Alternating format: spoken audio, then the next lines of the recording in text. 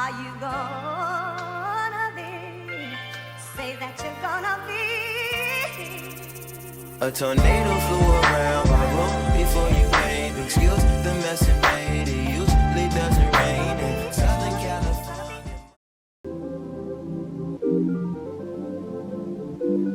Whoa.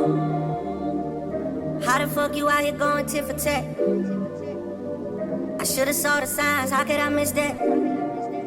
Hey, soon as I'm fresh out the box like a Tic Tac, we having sex soon as I get my bitch back. It ain't gonna be sexy when I get my lick back. I'm about to mop up some boys, it's custodian time. What's up? It is Monday. I'm just getting off work. Today is the first day of the fitness journey. Back on it again. So I went to the gym this morning. Been watching what I've been eating. I need to go home. I need to do some video editing. I need to go to the grocery store because I didn't go yesterday because I was being lazy. And then I need to make dinner on my dog. Start reading some coursework. And I still gotta work out again. So I think I'm just gonna do the Peloton. Do some Peloton and then do some yoga to end the night. But I still got stuff to do, and I wish I didn't have stuff to do. But this is just like, I'm just chalking this day up as a day of sacrifice for not properly preparing like I should have been preparing. So it is what it is. Work was okay. Accomplished a lot of stuff. Nothing too dramatic or out of hand. It's a beautiful day today. I really can't complain. But yes, tomorrow I start back in school. I initially was enrolled in a master's degree program for clinical counseling.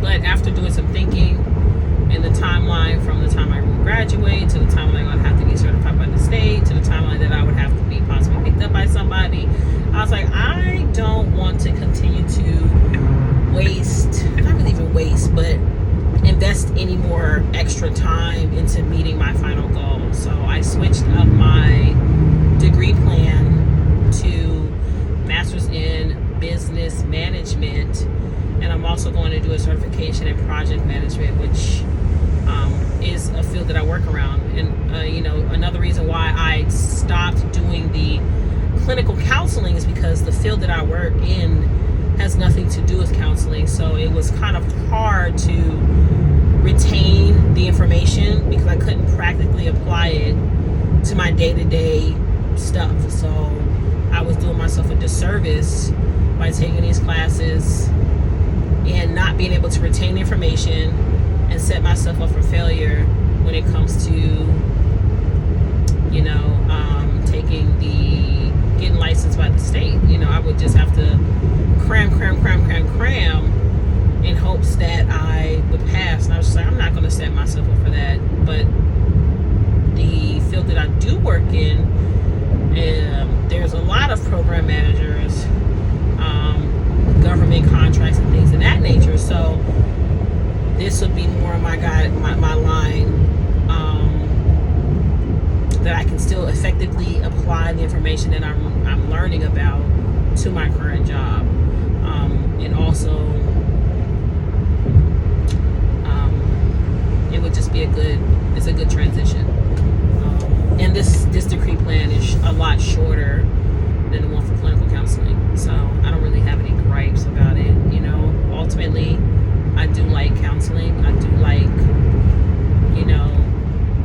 deep thinking about issues and trying to find a solution and trying to pick people's brains and figure out how they think about certain things. But, to do professionally, it's just not in my cards anymore. So I guess my friends will just get it for free. So, but yeah, I start that tomorrow, and that's going to be a lot. And I'm trying to really just make sure I'm on top of my schedule with schoolwork, work, the dog, my personal life,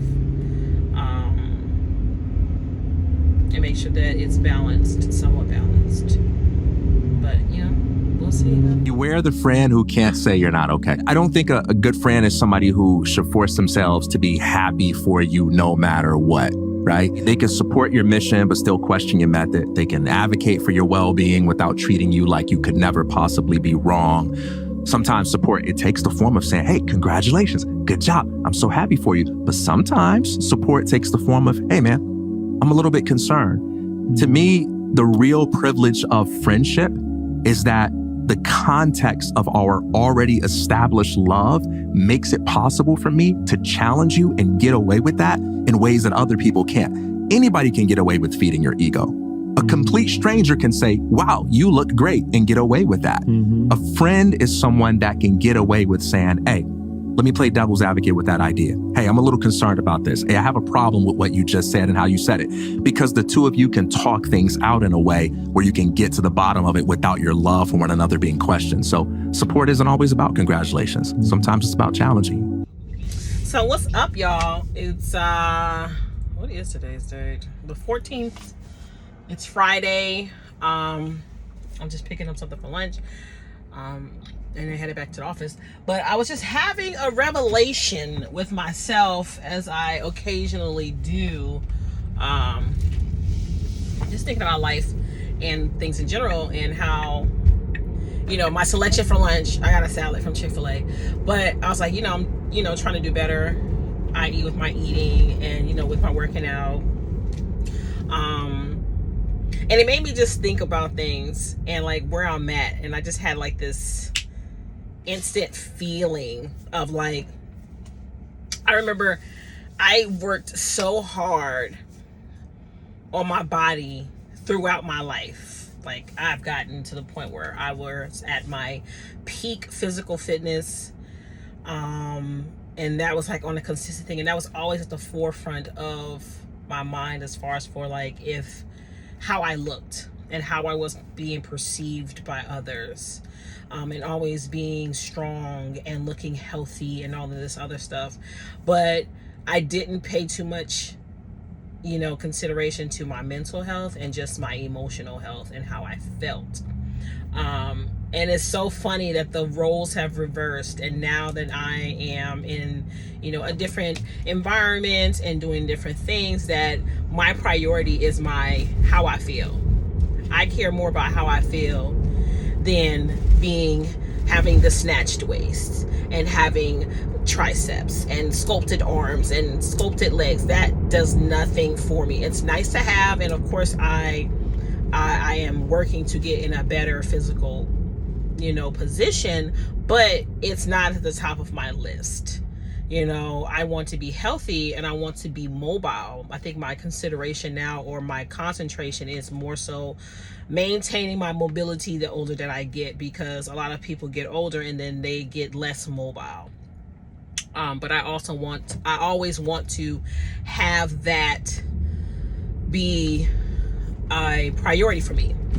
But it's just so funny, just how life works. I wouldn't pay any amount of money or accept any amount of money in the world to look the way in my mind I've pictured myself, but not feel how I feel now. I feel so much different, and so much more comfortable with who I am, where I am, what I stand for, and whoever's going to be in my circle, who's not going to be in my circle. I feel so much more firm, and it's so much more concrete. It's a very interesting position to be in life, but it feels good. At the end of the day, it feels amazing.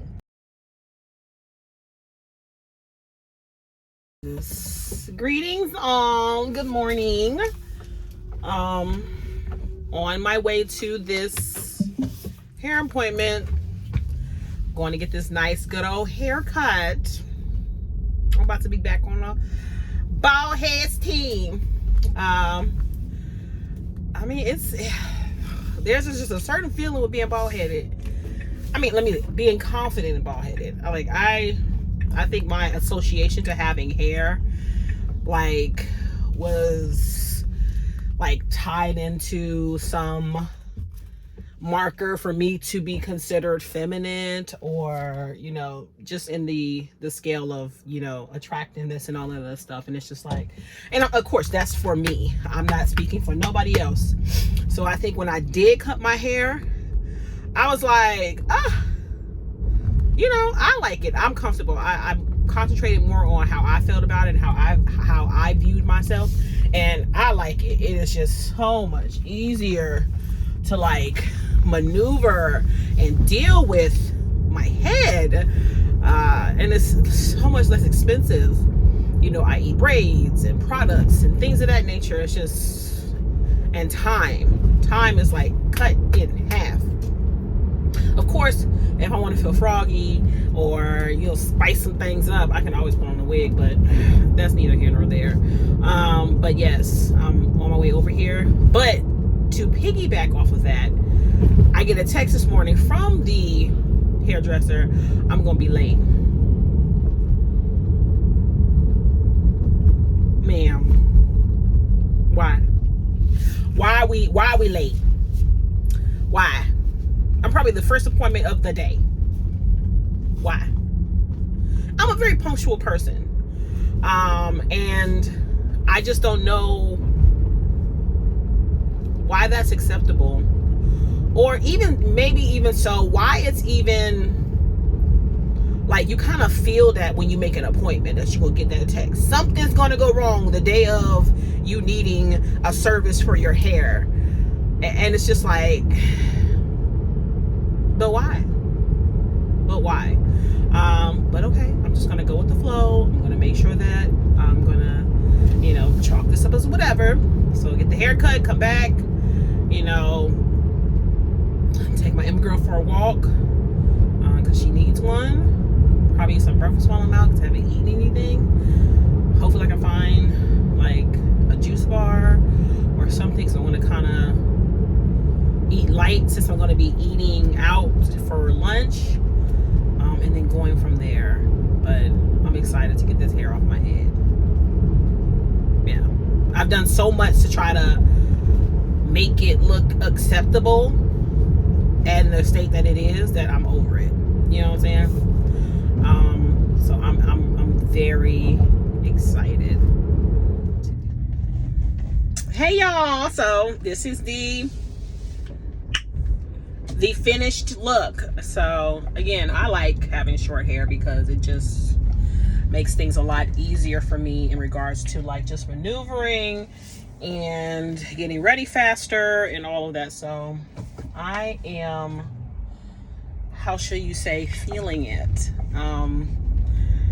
Now I gotta go charge this car, and then I'm going to go meet up with old girl so we can have lunch. We initially was going to one place, but due to the fact that it is Pride weekend here, and the place that they chose is in an area that's heavily populated, I was like, yo, I don't mind going, but please be aware of parking. We're probably not going to have any parking, and it's going to be hectic. It's going to be whatever. So they chose the second option so we can kind of like maneuver around and get around. So I'm excited. I still got to go back like in 8 weeks because the top portion, again, I had permed it. And she said there's still some permed sections in there, which is fine. So I can get that cut out and then continue on with the whole natural growth process. So, but other than that, I'm feeling it. That's what's up. See you later.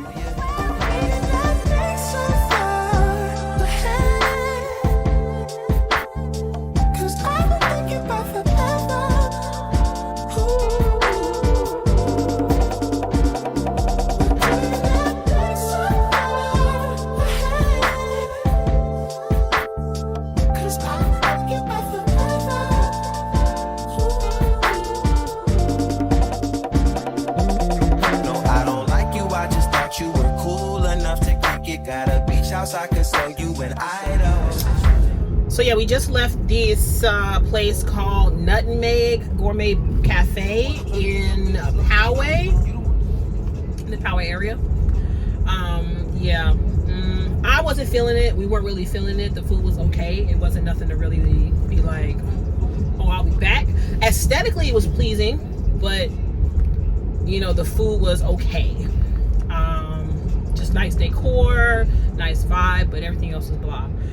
They had some pastries, and you know, the display looked great, but after us eating the food, we were like, pastry's probably not that good either. So we're going to go to this other place called, what's it called? Paris and Rose Bakery, which is in Del Mar, because they had some really good videos of their pastries on Instagram, and that's one of the places that I did save. So we'll see how that goes, and see if we can find something that's delicious, because I really do want something sweet. Like, I only ate half of my sandwich. I only ate half of my sandwich that I bought at this store that we were just at the cafe that we just had, and it was a Capri sandwich, which was just like chicken, like a caprese sandwich with chicken, and it was, you know, just not really something that I would want again. So we'll see what's going on.